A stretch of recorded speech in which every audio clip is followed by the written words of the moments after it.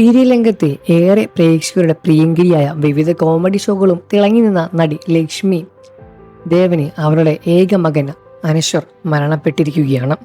വളരെയധികം ദുഃഖകരമായ ഒരു വാർത്തയാണ് പുറത്തു വന്നത്. അവരുടെ ഏക മകൻ അനശ്വർ അവസാനം ഒടുവിൽ അന്ത്യായനം പറഞ്ഞു പോയി.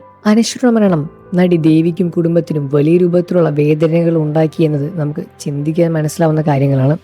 റിപ്പോർട്ടുകൾ പ്രകാരം അനശ്വർ ഒരു വാഹനാപകടത്തിൽ മരണം പറ്റിയതായാണ് റിപ്പോർട്ടുകൾ പുറത്തു വന്നത്. ഈ അപകട വാർത്ത നടിയെ അതിയായ ദുഃഖത്തിലേക്കാണ് ആഴ്ത്തിയിരിക്കുന്നത്. ലക്ഷ്മി തൻ്റെ സ്റ്റാറ്റസ് അല്ലെങ്കിൽ കുറിപ്പിൽ എഴുതിയത് ഇങ്ങനെയാണ്: എൻ്റെ മോൻ എൻ്റെ ജീവനും എൻ്റെ ശ്വാസവും എൻ്റെ രക്തവും. ഇത് തന്നെയാണ് ഒരു മാതാവിൻ്റെ ഹൃദയസ്പർശിയായ കുറിപ്പ്. താൻ തൻ്റെ മകൻ ഇല്ലാത്തതിൻ്റെ വേദനയിൽ തുറന്നു വെച്ചിരിക്കുകയാണ്.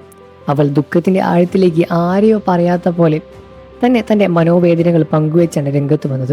സോഷ്യൽ മീഡിയയിലും ആരാധകർ, കൂട്ടുകാർ, പങ്കാളികൾ വലിയ പിന്തുണയും ആശ്വാസ സന്ദേശങ്ങളും എഴുതി രംഗത്ത് വന്നിട്ടുണ്ടായിരുന്നു.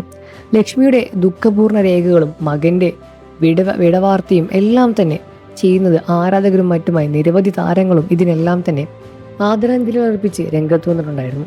അച്ഛനും അമ്മയും ജീവിച്ചിരിക്കുകയാണ് മകളെ നഷ്ടപ്പെടുന്നത്.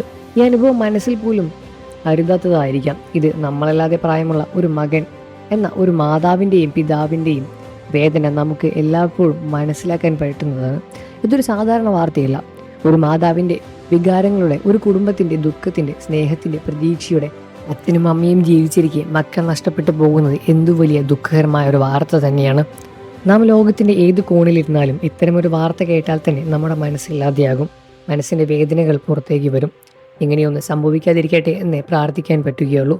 നടിക്കും നടിയുടെ കുടുംബത്തിനും വളരെയധികം സങ്കടകരമായ മനസ്സിനും ആത്മാവിനും ശാന്തി ലഭിക്കട്ടെ എന്ന് പ്രാർത്ഥിച്ചുകൊണ്ട് വാർത്തകളും വിശേഷവും എത്രയും പെട്ടെന്ന് അറിയാൻ നമ്മുടെ വീഡിയോ ഒന്ന് ലൈക്ക് ചെയ്ത് ചാനൽ ഇപ്പോൾ തന്നെ സബ്സ്ക്രൈബ് ചെയ്ത് സപ്പോർട്ട് ചെയ്യണം ഫ്രണ്ട്സ്.